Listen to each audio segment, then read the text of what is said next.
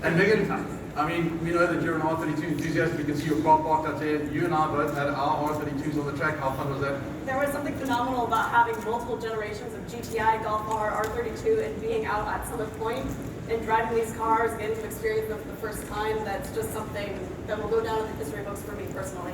Cool. But we're not just to talk about old R32s or countries. So I think let's get the sizzle reel going and let's get the covers off. Ladies and gents, I'll ask you to stay back there. We're going to tell you a little bit about these cars straight after we reveal them. And then, of course, later on we'll have a light lunch. But we ask you that once we reveal the cars, you will get an opportunity to come up on stage. Let us reveal them and we'll talk you through the details and then we will welcome you up. All right, let's do it.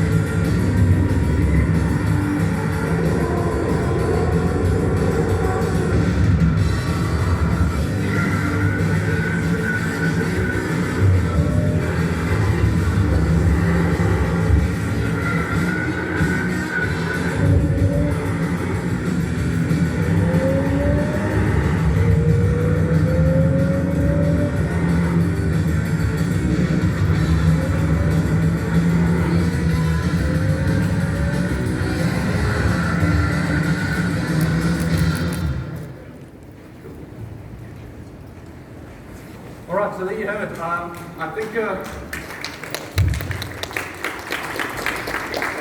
although we did have some EU spec cars for Summit Point to mess around with, as you saw from that video, these are the first of the American spec, both GTI and R. And I think the plan right now, Megan, is for you to talk us, maybe let's start with the GTI. Talk us a little bit through the new Golf Mark and GTI. Thanks for the introduction, Hein. Good afternoon, everybody. It's my distinct pleasure to be here and finally reveal these cars in person to you all. Of course, this is the Mark 8 GTI. It's the 8th generation of a model that began its life in the late 70s in Germany, came to the States in 1983, and just to go back down what we call memory lane a little bit, the original GTI was kind of an in-house clandestine project of these engineers who had this sport-minded idea of let's take a base Golf, sport up the suspension, the engine, the interior, the exterior, put on nicer wheels, and essentially you have the silver Mark 1 Rabbit GTI behind most of you, which we proudly call the original hot hatch. Now most of you might remember fondly the original car, right? It had the dimpled golf ball shift knob, it has the sport clad seats, it has the red accents throughout the interior and the exterior, items that have carried throughout almost every single generation of GTI. Sporting a 5-speed manual, a whopping 90 horsepower, naturally aspirated, of course, from a 1.8 liter engine, nice little 14-inch alloy wheels. The car was really an all-around fun car to drive that didn't force compromise in any of the areas of practicality, fuel economy, efficiency. But that formula is something that has worked very well for us through the years, of course. The hardware has changed quite a bit, again, even if the formula has not.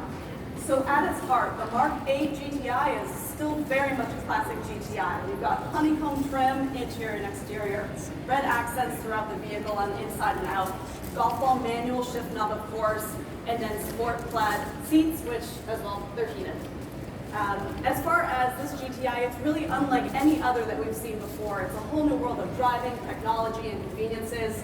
It's starting at an MSRP of $29,545 for the S trim with the manual transmission, which we feel is a very reasonable price uptick from its predecessor, considering the fact that you get a great deal of new standard equipment on every single trim level of GTI, power upgrades, and big chassis and handling improvements.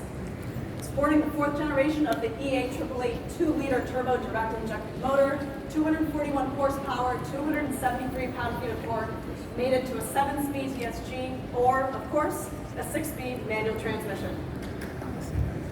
Also featuring an all-new vehicle dynamic setting system, which will oversee all electromechanic system of the chassis to deliver the most engaged, the most linear, the most fun GTI ever, even at the limit of its handling. It's also the first GTI in North America to feature optional 19-inch alloy wheels from the factory, which I don't know about you guys, but the 19-inch wheel is quite a far cry from the 14-inch alloys of the Mark I. So speaking of driving dynamics, putting Jamie on the spot here, since he has had a good amount of track time in the Mark 8. Jamie, tell us about your experience in the Mark 8 GTI. Genuinely, it is a big step forwards, and I don't say that lightly. The Mark 7 was sensational. I was so fortunate to drive it on 5 different continents, and South America, including crossing the Andes, the Bolivian salt flats in the Mark 7. So I love that car. If we were magically able to drive blindfolded, I know you'd be able to tell the difference between the Mark 7 and the Mark 8. It is that much of a jump, but absolutely do not try that at home. Thanks, Jamie.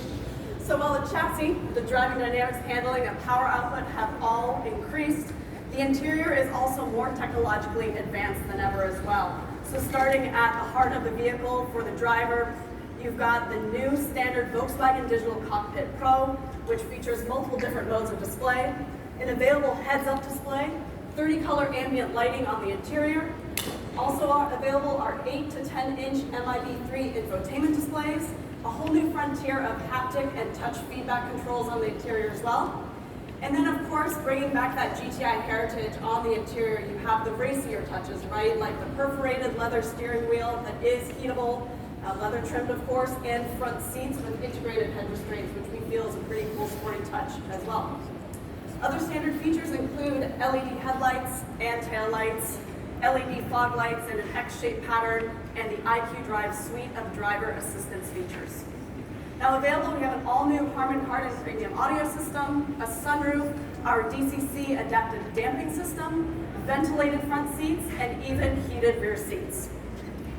We feel that this is the best GTI ever. We do have our own biases, but we feel that you will find that as well when you have a chance to experience the car, drive the car. More standard equipment than ever on a GTI, our most powerful GTI ever, with a small uptick in pricing. So we think you'll love it, but we also think that you'll love the all-new Golf R. So I'm going to flip it back over to Hein. Thank you, on Mace. that note. Thank you all. Awesome.